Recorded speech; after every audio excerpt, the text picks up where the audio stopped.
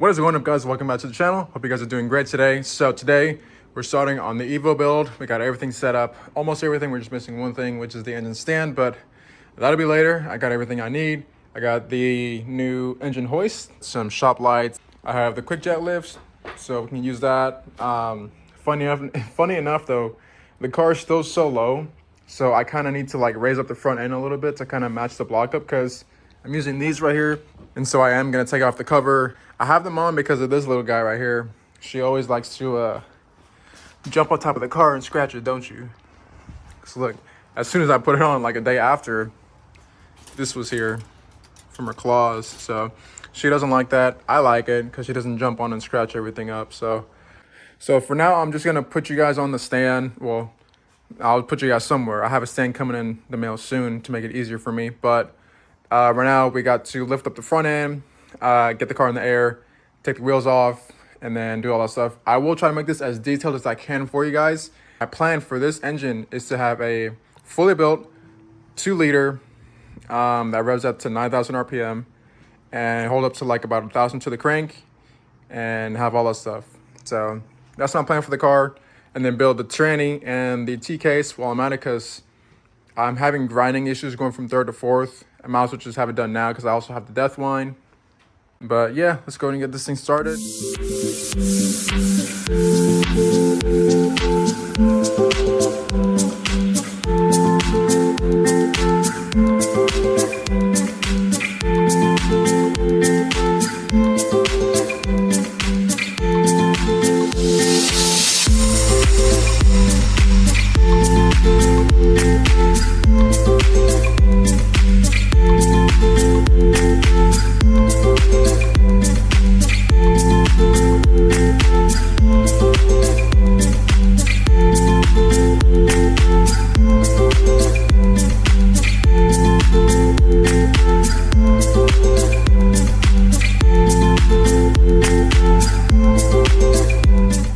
Jacks are lined up. Just gotta push the button and watch it come up.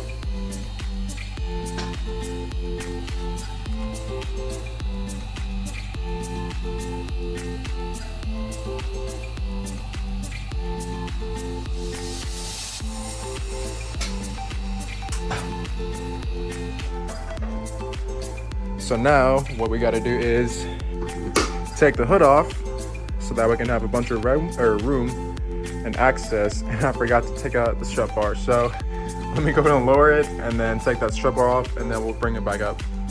All right, so first things first, under tray needs to come off. The wheels need to come off on both sides. This one on the left one, I have it mostly zip tied because, you know, most of those clips are a pain in the ass. You either got to break them off or just, you know, leave them in, and then I don't know, man, you just got to do a lot of stuff with those things. But you got to take that off, and then take off the bolts holding on the the drain plug for the coolant. That's what's going to start with disconnecting the battery. Wasn't even on site.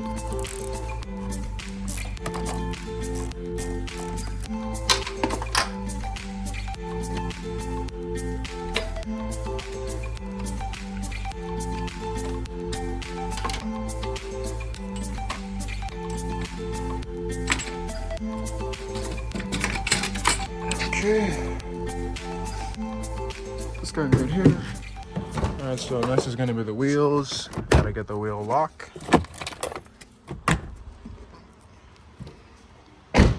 Should have done this on the floor, but oh well.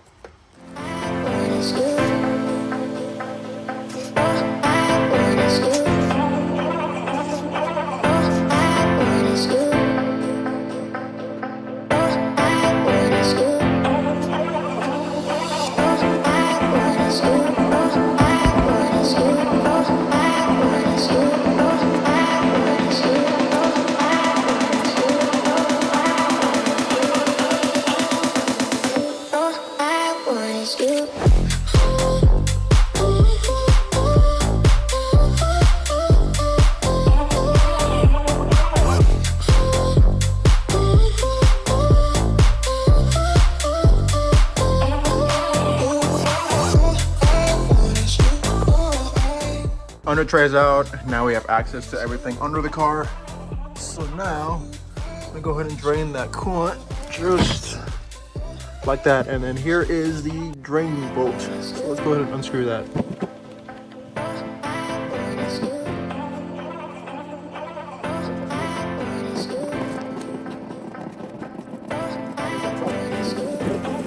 And I'll tell you, this lift makes it so easy, bro. So I'm gonna go ahead and let that drain out and then start taking everything apart on the top and then put the plug back in, and then we'll just start taking it out the car.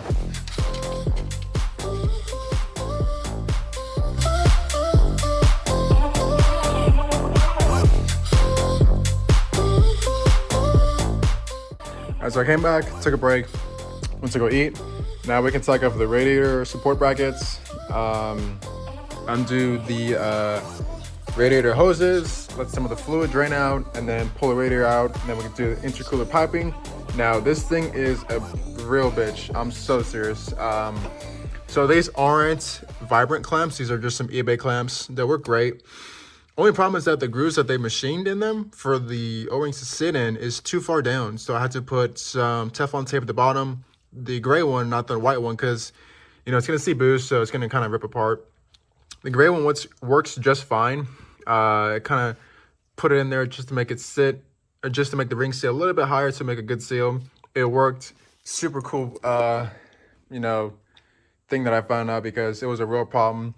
These two were leaking really bad, so I'm not gonna take them apart. I'm gonna undo this lower clamp, and then I'm gonna undo the throttle body. I really hope I can like take the throttle body and the intercooler piping off together.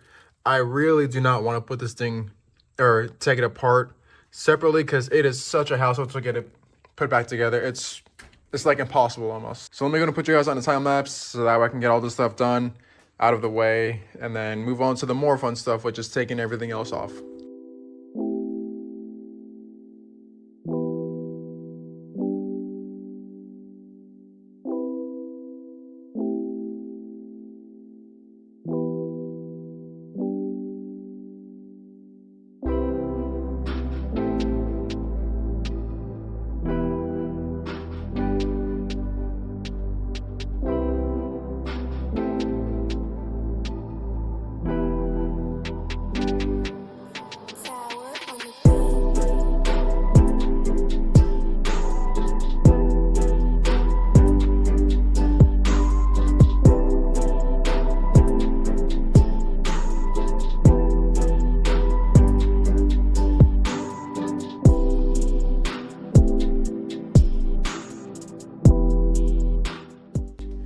Oh, this thing is heavy.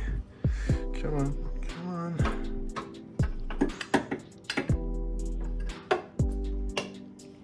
Hell yeah.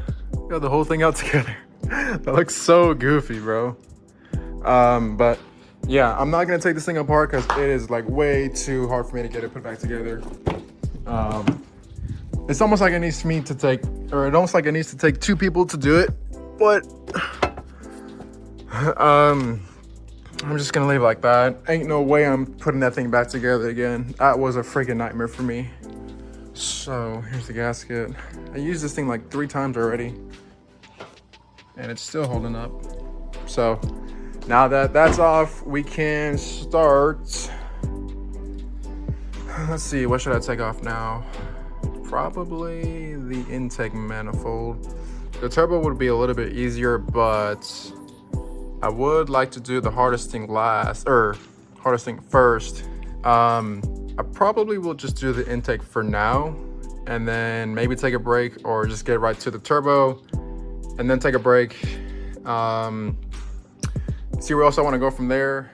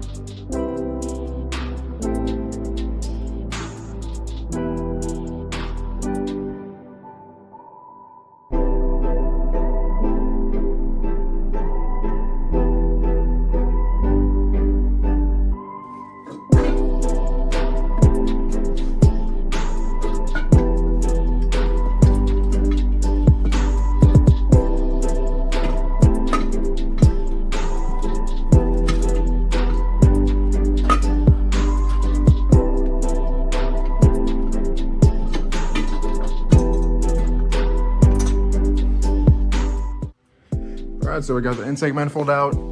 If you don't know how to take off an intake manifold, there's 6 bolts, or I think more than that. There's 2 in the end. These are the big ones. These ends are 14 millimeters. The rest are 12s. On the very left, there's a bracket that holds the alternator on to the intake manifold, which is right here. It goes on like this, I think. Yeah, like that. Kind of need to wiggle it in there, the wrenches, to get it out. I've done this like a dozen times, so I kind of already know what to do. Pretty much already know everything of what I need to do.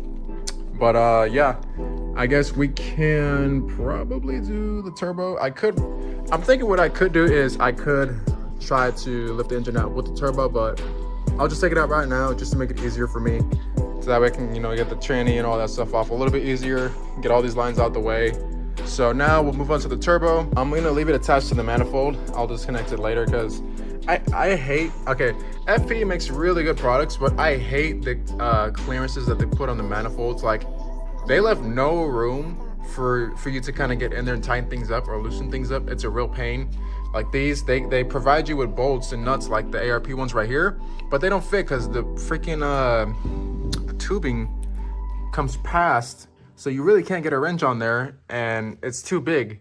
So I had to find these from another kit that I had, throw these on there, and then kind of just slowly turn it from side to side. I couldn't get like a wrench and put it on the top and just, you know, tighten like that. It made it so much more difficult. So I'm gonna take it off as one, and then we'll just put it over there on the side. So for the turbo, you need to disconnect a few lines. You need to connect or disconnect the oil feed line right here, and then the coolant, what is this, a coolant feed? I think this is the coolant feed line, and then I think this is the coolant return line. And then on the very bottom, kind of behind the downpipe, you can see right, that's not it, somewhere right up there is where the oil return line is. So you need to undo that. Those are about 10 millimeters. All right, so next what we can do is undo the bolts right there holding on the oil return line. But before that, we need to drain the oil through the oil bolt right here. Looks like I got a little drop because I didn't tighten it all the way because I just had to move the car from left to right in the garage. Let's see if I can get it right the first time. Probably not. I'm gonna go ahead and let that thing keep draining out. While that's happening, I'm gonna go ahead and disconnect these 2 bolts holding on the downpipe. That way we can have more room to get the bolts for the return line.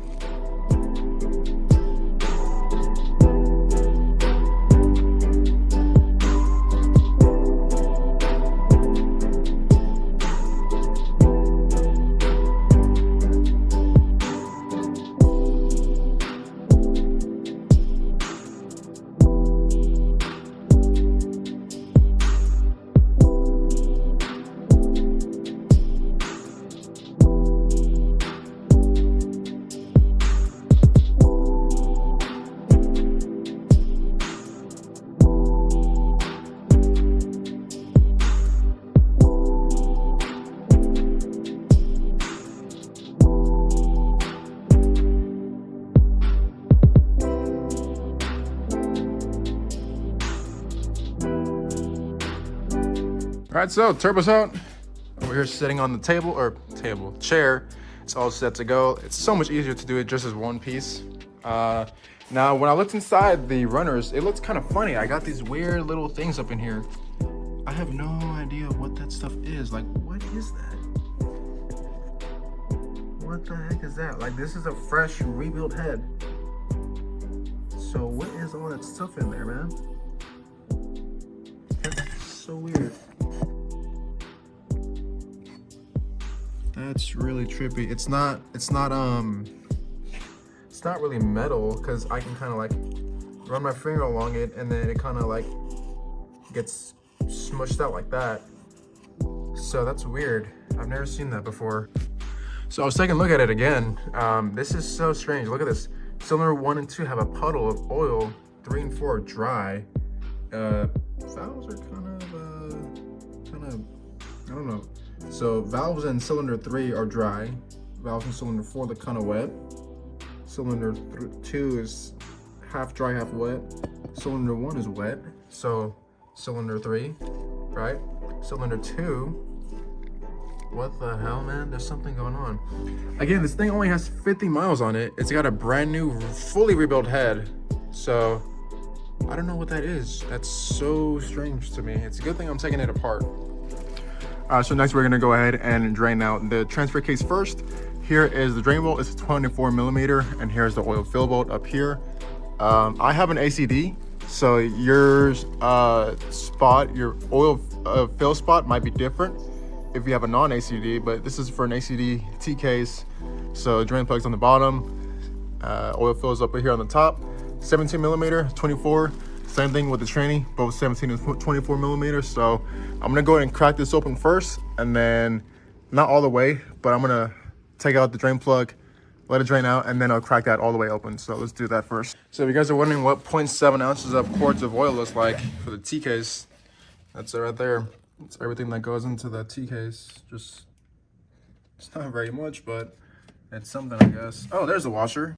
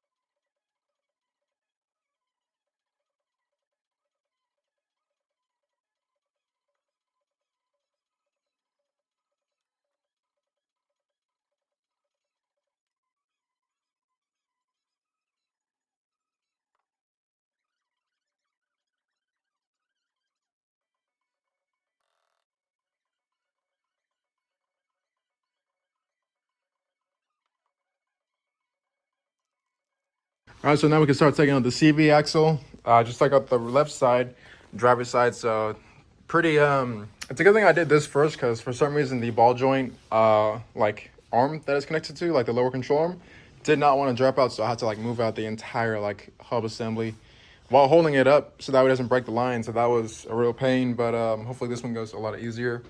So what you need to do first is get somewhere to sit down, get a pair of side cutters, cut out this copper pin, right? And then you need to get a 32 size socket for this nut, and then just take it off. And then you can start taking off the bolt holding on the lower control arm, which is right here. That's a 17 on both sides. So get a wrench and then something else to loosen it up. And then before that, a lot of people seem to forget is you want to disconnect this little part right here. This is connected to the sway bar. I always take off the nut holding it on right here. That's a 14. So take that off before anything, before you lower it, because then you'll probably tear something up, like a little bushing in there or whatever that is. So I'll take that out, and then you can start taking the axle out. And there's a certain way to do that. You don't want to just yank it out. You need to get behind it. So get a crowbar or something like that that has a slight edge to it. That's kind of slanted to where you can kind of like pry it against something. And then don't just yank it out from here. You want to get behind it right here where it's connected to the trans or the T case, and then pry it back, and then it'll just pop out. That's how you're supposed to do it. You don't yank it out, because then you can just destroy it.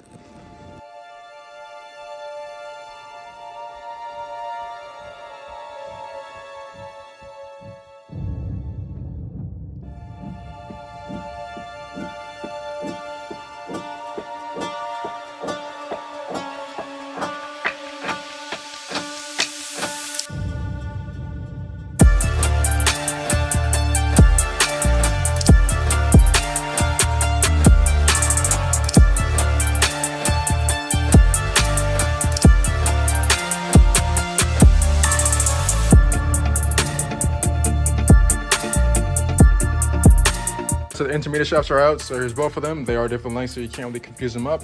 This is the driver's side. This is the passenger side. Remember, if you're gonna put these in, there's one key thing you need to know. The smooth part on the shaft near the outside faces outward. And so this is faces to the right, this faces to the left. So there's really no way that you can kind of get it mixed up. But yeah, that's done. Now we can start focusing on the top before I start unbolting the tranny and the T-case, so I need to focus on stuff up here first, and then we can go back underneath the car. All right, so I'm finishing here for today. We got everything I need to get out the way, all the electricals, all the lines, all pushed out the way. So now I got a clear view of what I need to do. I need to take off that rear engine mount, and then I need to take out this cross-section engine mount right here.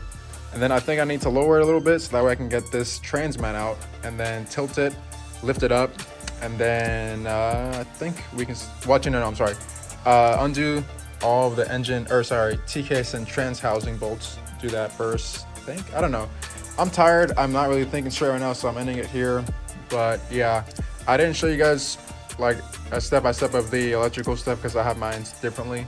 I have like a full wire tuck, so mine is different. I got a really nice loom going across the back here, and then it kind of opens up at the back so I can kind of route everything how I want it to. So that's different. You can see it right here, all the way back to the back of the wall. It's all different. So I have my own way of doing the electrical stuff, so that's why I kind of just didn't really include that. All right, so it's day, I don't even know, it's been a few days since I started on the car. So what we got to do now is we got to take out the crossmember brace right here. It's just 3 bolts, 2 right here and then 1 in the back. And then we need to get rid of the bolt holding on the engine mount right here. So we need to lower it first, and then we need to take this out.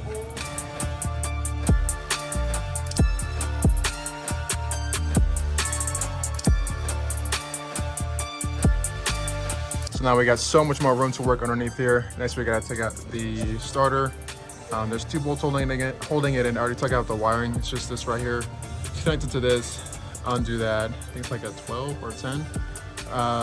Take out this bolt right here, and then there's one on the other side that you gotta take out. I think it's a 14. Let's see here.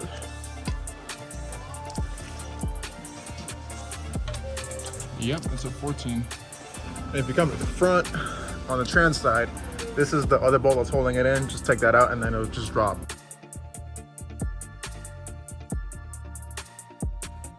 And it's crazy. I fixed so many coolant leaks on this car, and yet there's still a bunch of coolant leaks everywhere. There's even some in the starter plate that dripped down on me. But next we can go ahead and take off the starter or the inspection plate, which is this right here. It's 3 bolts, 2, and then 1 all the way up in here. I think that's a 10 millimeter. I have to check again, but yeah. So that's that. Then we can start disconnecting the 3 bolts right here that hold the T-case to the trans from the underside, and then we'll move to the top, and then we'll start doing stuff up there too. But let's do everything under here while we're still here.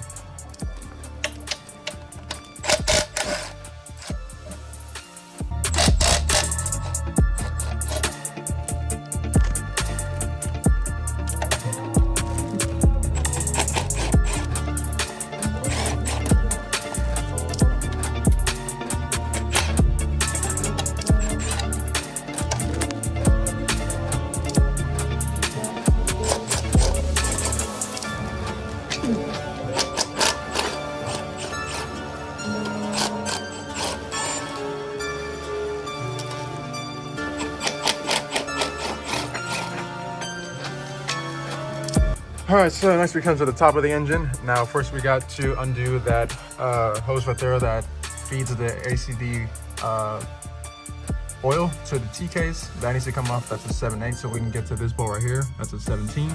Then we take out these 2 bolts right here, and then we should be able to just separate the tranny and T-case.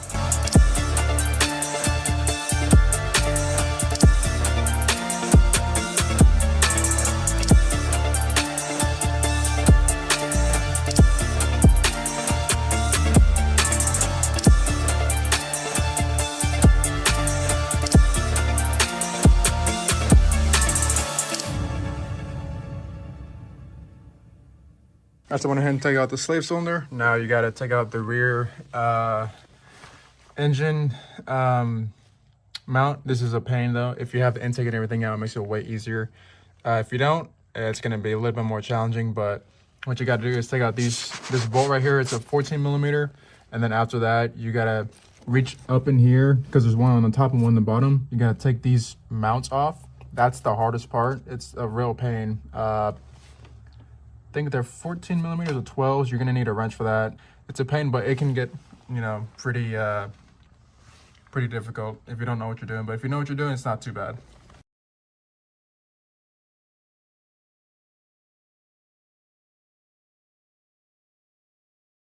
All right, so now that you got all the bolts out, you can go ahead and get a pry bar or a crowbar and then kind of put it in between the tranny and T-case and kind of just wedge it out. You can do it from the top or the bottom. It's better to do it from the bottom because you have more room. Wedge it out. It should just slide out to the side and then you should be good.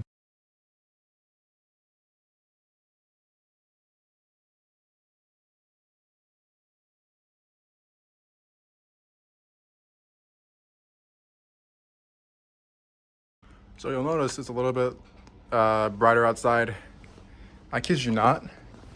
Taking off this, where did I put it? Man, I just threw it somewhere. I forgot where I put it. This rear main bracket that holds on the rear mount, dude, I was trying to get that off for over an hour. So the top is easy because it's on the top, but the bottom is a bitch, man. Try to go underneath the car. I tried going through the subframe.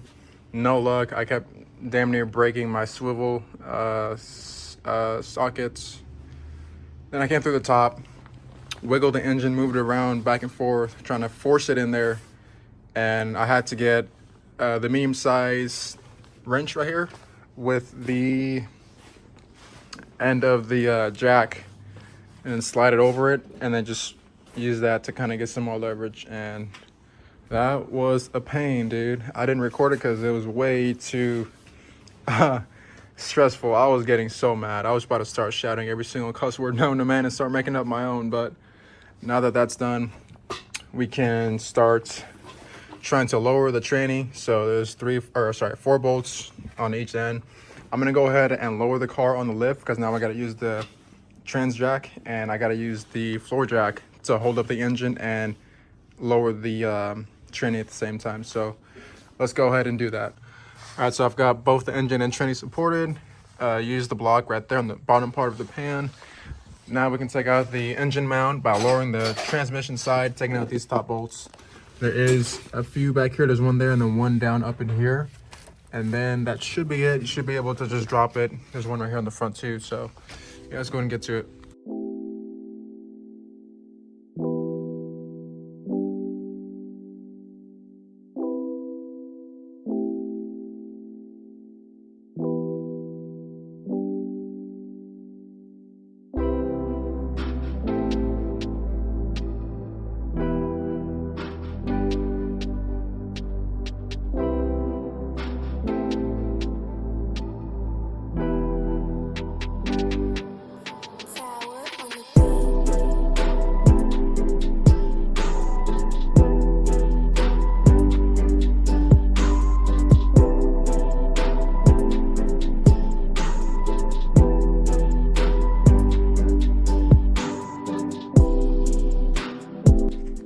We're good.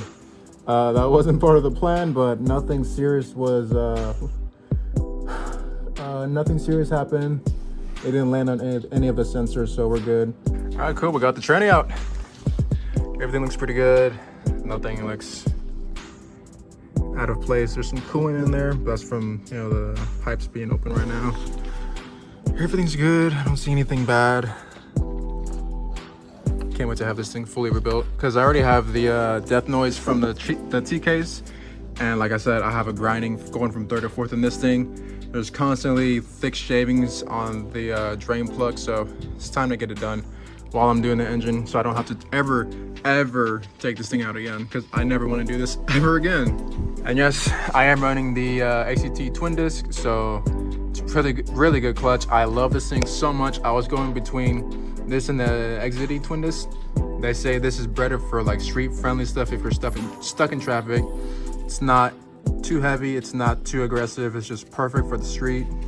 Don't get me wrong, the I already forgot what it was. I'm so tired. The XZD is good, but it's just like, it's more of a track kind of clutch. This is more of a all-around clutch. It's super soft. It grabs just perfect. It feels light like stock, so really good overall. I'm gonna use it. This thing only has about, like, I'd say about 100 miles on it in total, probably less than that, honestly, but it's got about 2 or 3 dyno pulls, and that's about it. So let's go ahead and figure everything else out. All right, so it's the next day, Now what we got to do is you got to undo the serpentine belt. So you got to get a 1/2-inch drive wrench or something, put it in the auto tensioner, pull it this way, take this out, because what we need to do is undo the power steering and the AC compressor. So this can come off. I'm not going to undo any of these lines because I don't know like how harmful these things inside the lines are. So good news is that the whole thing can come out. You got to take off this bolt right here, and then there's one over there. There's probably one somewhere else, and then we can just let this hang with a bungee cord somewhere over here. And then for the power steering pump, just got to take off this line, and then I think this line too. I don't know about that. I'm gonna have to check up on that, but let's do that. Jesus is over here putting up the hoist together. So I'm sure that when I'm done with this, so we'll be able to take it out. I finally got my stand so I can go to place you guys anywhere I want without having to worry about the camera falling over and getting some good shots for you guys.